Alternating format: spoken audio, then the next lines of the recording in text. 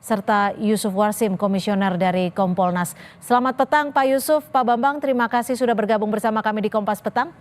Selamat petang, Cynthia. Ya, saya ke Pak Yusuf terlebih dahulu. Pak Yusuf, ini sanksinya sudah dijatuhkan namun keberatan atau menolak dan mengajukan banding.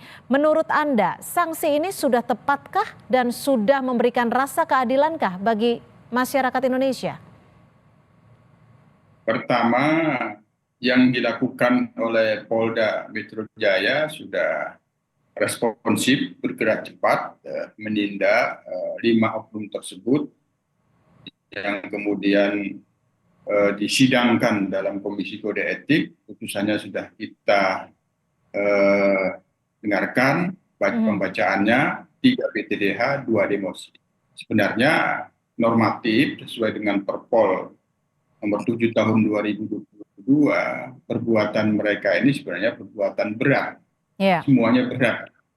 Hanya 3 yang di PTDH, 2 demosi. Artinya ya sudah proporsional sesuai dengan Perpol, bahwa ketika itu pelanggaran berat tidak terbebas dari sanksi PTDH, termasuk sanksi demosinya itu juga demosi berat itu. Demosi berat. Nah, ada penundaan kenaikan pangkat juga. Hanya kami lihat memang sanksi yang diberikan itu semuanya didasarkan fakta-fakta perbuatannya, termasuk mengapa yang demosi memang itu disesuaikan dengan fakta perbuatannya. Sekarang mereka banding. Banding itu tidak menghilangkan pelanggarannya. Banding itu apabila dikabulkan akan menurunkan sanksinya. Nah, oleh karenanya, karena fakta-faktanya ini terdapat unsur pidana, kita berharap dan mendorong menerapkan hukum yang sama ketika ada kasus lain di tempat lain, ketika itu ada unsur pidananya, diproses juga pidananya ini barangkali yang akan kita dorong. Hanya pada kali ini memang kita lihat Polda Metro Jaya masih mendahulukan proses kode etiknya. Namun kami akan terus mengawal, memastikan bahwa proses pidananya dapat dilakukan nantinya. Ya, kami tangkap ke Pak Bambang. Pak Bambang, ini proses banding ini nantinya akan mempengaruhi persepsi publik tidak terhadap transparansi dan juga akuntabilitas Polri. Khususnya seperti tadi yang disampaikan akan didorong ke sisi pidananya karena ini adalah berkaitan dengan pemerasan. Kalau terkait dengan banding yang terjadi di sidang KKEP, tentu masyarakat berharap banyak. Ini terkait dengan keputusan dari Kapolri ya. Kapolri pasti harusnya tetap akan menolak banding tersebut seperti itu. Tetapi bagi masyarakat, kepolisian ini sejak 98 adalah lembaga sipil yang berada di bawah peradilan sipil juga, peradilan umum seperti itu. Makanya ketika ada kasus pidana seperti pemerasan atau penyuapan yang melibatkan personil, ini harus tetap diperlakukan proses pidana. Ini yang seharusnya tetap dilakukan oleh kepolisian. Tetapi sampai saat ini kan itu belum dilakukan oleh kepolisian dengan dalih menunggu proses sidang etik. Padahal kalau kita melihat beberapa kasus sebelumnya, sidang etik maupun pidana ini bisa simultan, bisa beriringan seperti itu. Karena akan menjadi rancu bila kemudian sidang pidana itu tidak ditemukan, terus kemudian sudah terlanjur dipecat, misalnya seperti itu. Atau sebaliknya sudah terlanjur diberikan sanksi demosi, tapi pidananya ternyata berat seperti itu. Makanya akan menjadi rancu. Makanya sidang pidana itu harus segera dilakukan untuk memberikan rasa keadilan bagi masyarakat. Tanpa ada proses pidana di peradilan umum, kepolisian ini akan seolah-olah memiliki kebal hukum, tidak diproses pidana, berbeda dengan masyarakat sipil biasa seperti itu.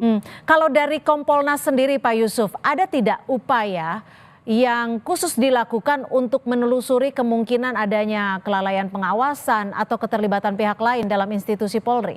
Karena kalau kita tahu kasus pemerasan ini kan yang belakangan ini bukan yang pertama kali terjadi. Ya, kalau dalam kasus 5 oknum ini kan melibatkan unsur non oknum Polri. Ya. Bisa dikatakan kan kuasa hukum itu kan APH juga, aparat penegak hukum lain. Maka ini PR kita bersama, kerjasama aparat penegak hukum untuk ke depan bisa mengungkap kasus-kasus seperti ini apabila memang ada. Ya ini kita apresiasi kuasa hukum yang kedua korban pemerasan ini berani mengungkapkan ini kita apresiasi. Artinya kalau memang ada lagi seperti ini kami sangat responsif itu.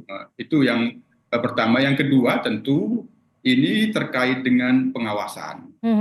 Pengawasan ini sangat penting ke depan, pengawasan pimpinan, pengawasan penyidikan khususnya, dan kami juga pengawasan Kompolnas. Setidaknya kita berharap kepada masyarakat untuk sama-sama mengawasi ketika membuat laporan polisi, sampaikan saja ke Kompolnas agar sama-sama kita awasi prosesnya. Apalagi kelompok-kelompok rentan yang itu menjadi korban dugaan tindak pidana itu sangat penting untuk kita kawasi. Kami sendiri dalam hal ini memprioritaskan pengawasan pelayanan penegakan hukum terhadap kelompok rentan, korban anak, korban perempuan, sehingga kita berharap apabila ada laporan-laporan polisi disampaikan masyarakat, kami menunggu bisa disampaikan juga ke Kompolnas, akan kami awasi dan kami atensi prosesnya. Itu nantinya.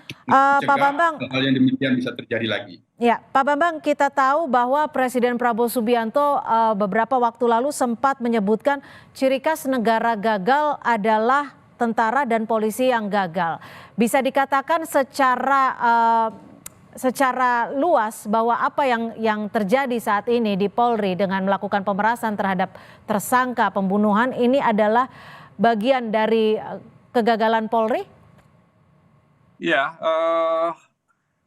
kewenangan kepolisian yang diberikan negara itu adalah melindungi, mengayomi, dan melayani masyarakat sekaligus sebagai penegak hukum. Artinya ini adalah kewenangan amanah yang sangat besar bagi kepolisian.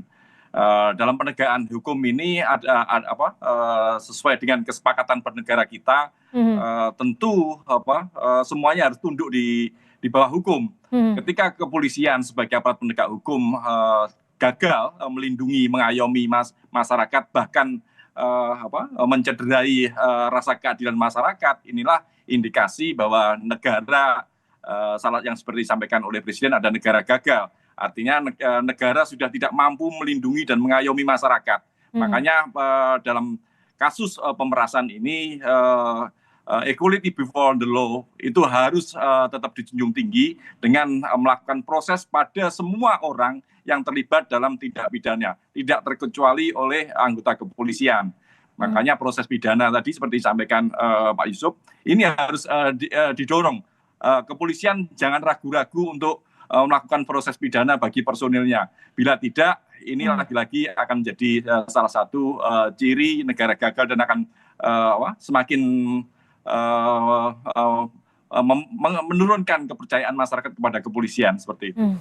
Pak Yusuf, singkat saja, apa langkah konkret yang akan dilakukan Kompolnas agar peristiwa serupa dan peristiwa-peristiwa negatif lainnya di institusi Polri tidak lagi terjadi, agar negara ini bisa menjadi negara yang baik, bukan negara gagal?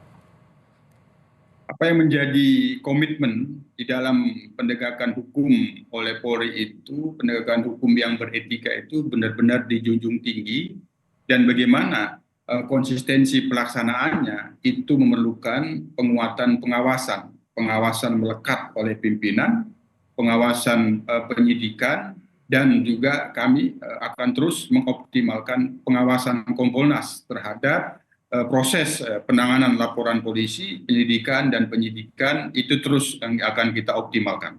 Oke, kita akan nantikan kinerja dari Kompolnas. Terima kasih Pak Yusuf Warsim, Komisioner dari Kompolnas.